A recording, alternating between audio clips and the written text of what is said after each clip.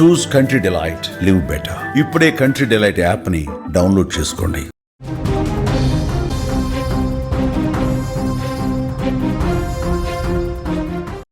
మరో big breaking news చూస్తున్నాం. జగిత్యాల చిన్నారి మర్డర్ కేసులో బిగ్ ట్విస్ట్ నెలకొంది.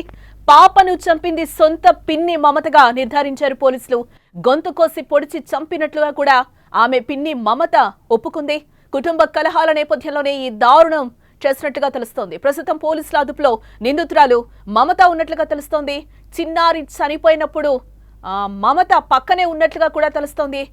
ఏమీ తెలియనట్లు కుటుంబ సభ్యులతో కలిసి ఏడుపులు కూడా ఆమె ఏడ్చిన సిచ్యువేషన్స్ మనం కొన్ని విజువల్స్ లో కూడా ఆమె మనకి క్లియర్ గా కనిపిస్తాయి. ఇప్పుడు మనం చూస్తున్నాం అక్కడ తలబాదుకుంటున్న వ్యక్తి మమతగానే గుర్తించవచ్చు మనం.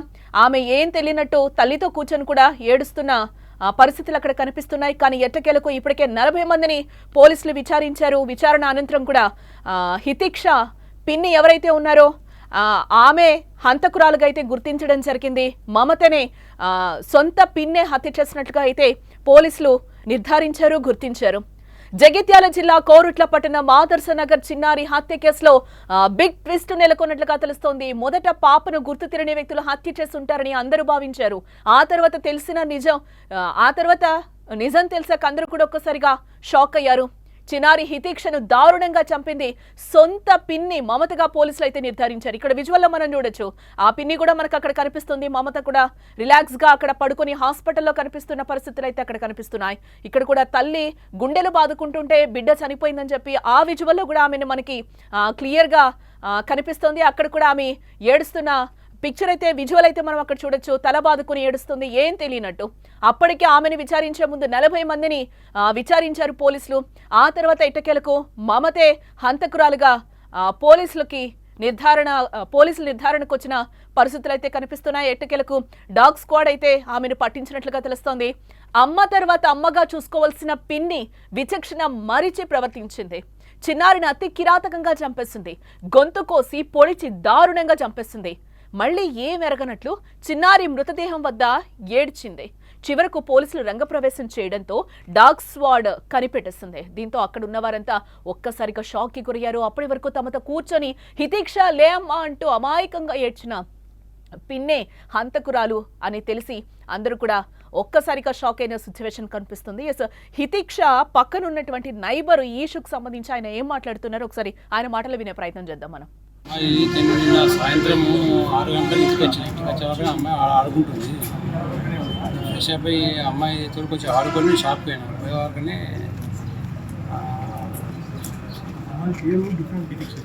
ఆ హితిక్ష వాళ్ళ నాన్నమ్మ సాయంత్రం స్నానం చేపిస్తుంది. హితిక్ష చెప్తే అమ్మాయి కనవాడకుంటే అంత ఆడకటంతా వెతికిరట. నేను ఆడేటప్పటికి నేను షాప్లో ఉన్నాను. నాకు 8:30 కలిసింది.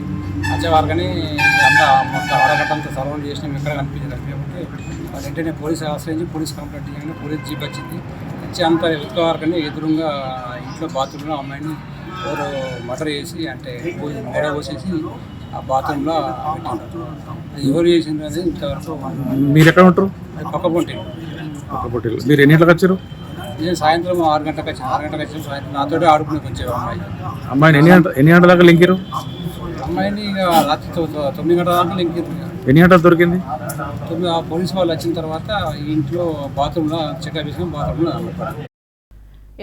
జగిత్యాల జిల్లా కోరుట్ల పట్టణం ఆదర్శ నగర్ చిన్నారి హత్య కేసులో బిగ్ ట్విస్ట్ కూడా చోటు చేసుకుంది. నైబర్ కూడా చెప్తున్నారు నిన్న ఆడుకోవడానికి పాప బయటకెళ్ళింది హితిక్ష, తర్వాత అయితే కనిపించలేదు. పోలీస్ కంప్లైంట్ కూడా ఇచ్చాము. పోలీసులు వచ్చి ఎంక్వైరీ విచారణ చేపట్టగా పిన్ని ఇంట్లోనే ఆ అమ్మాయి రక్తపు మడుగులో పడుందని కూడా ఆయన చెప్తున్న పరిస్థితులు అయితే కనిపిస్తున్నాయి.